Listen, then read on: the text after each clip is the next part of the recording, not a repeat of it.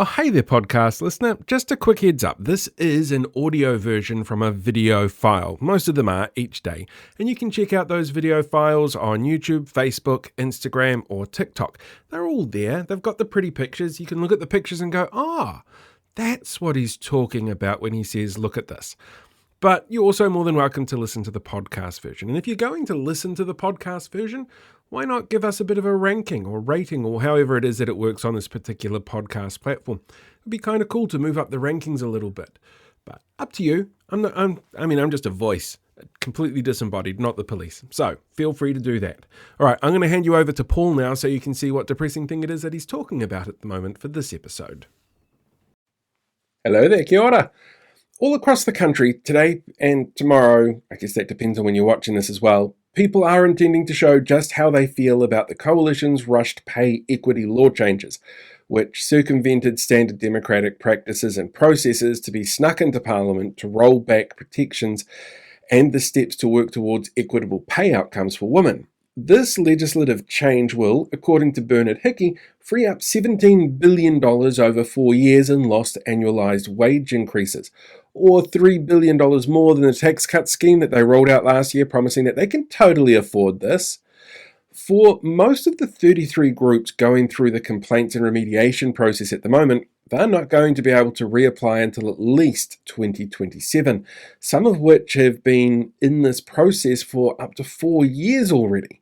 All that work gets thrown out, and the vast majority of those impacted are in government sector roles like nurses or carers, librarians, and some sectors won't be able to reapply based on the harder to reach thresholds under this new law. Immediately, people started to plan protest action, and Friday and Saturday, there's actions planned for outside MP offices. There's one on Friday at 1 p.m. outside Brooke Van Velden's office at 35 St John Road. There's another one at 1 p.m. on Friday outside Sue's Redmayne's office at 5 Ferguson Street in Fielding. In Rolleston at 9 Macefield Drive at 1 p.m, you can pick it outside the office of Nicola Griggs, the Minister for Women. In Tauranga from 12:30 at Red Square. In Dunedin, the protest meets at the Exchange at 1 p.m. In Timaru, there is a protest at 30 Cannon Street. It's actually outside the office of Minister for half of the South Island with dangly bits between their legs, James Meagher. And in Kirikiriroa, Hamilton, from 1 p.m. at 109 Ross Trevor Street, there's a protest planned for outside Tama Pōtaka's office. And then tomorrow night at 7:30, live on my YouTube and Facebook pages, I'm going to be sitting down and chatting with Georgie Dancy, who's organising that Kirikiriroa meeting. So if you want to pop along and check it out or ask questions, the links are in the bios for whatever page it is that you're watching this on. On Saturday as well, there's a couple of things going on. In Nelson, a march starts at 11 o'clock in the morning at Miller's Acre Car Park. And in Levin, Tim Costley's office will be picketed from 1 p.m. on the corner of Bath and Oxford Street. And if you don't have a local protest that's listed here, which, to be fair, I recorded this last night, so there might be more that keep popping up, keep an eye out on the PSA Facebook page. They're updating as quickly as they can, and others may pop up. Well, just head up to your local Coalition MP's office and make some noise, while not doing anything violent, because peaceful protesters are right, and violence is an excuse for the other side used to justify doing shitty things and being shitty towards people. Then on Budget Day, May 22, there's another massive protest being planned by the Public Service Association. At the moment, they've only announced one for Parliament grounds that, is going to be fairly massive, but expect there to be others pop up around the country as well.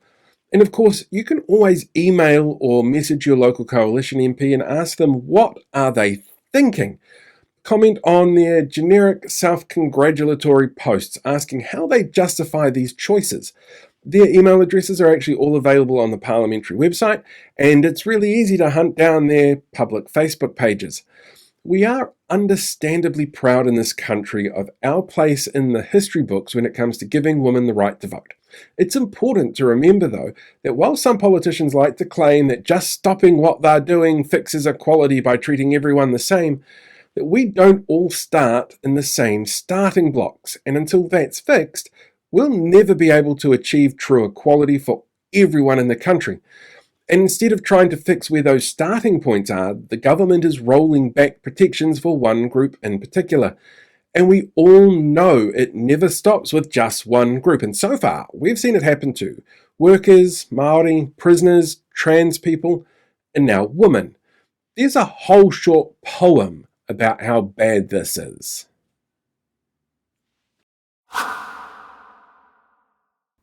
Hey, welcome back, podcast listener. Thank you so much for checking out today's episode. It's really appreciated. I know it's only like 5 to 10 minutes long, but every view counts, every listen counts. It all, well, hopefully keeps us informed so that we know what's going on in the world around us. And I'm really, really proud of the fact that you chose to sit down and listen to my podcast, because there are so many options out there.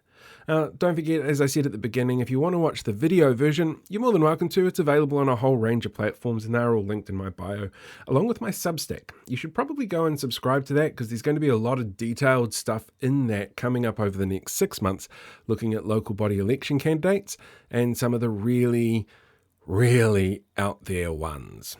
But yeah, entirely up to you. If that's not what you want to do, cool. Anyway, make sure you have a fantastic day. I will catch you guys all next time. Live long, prosper, be one with the Force, and I will see you around.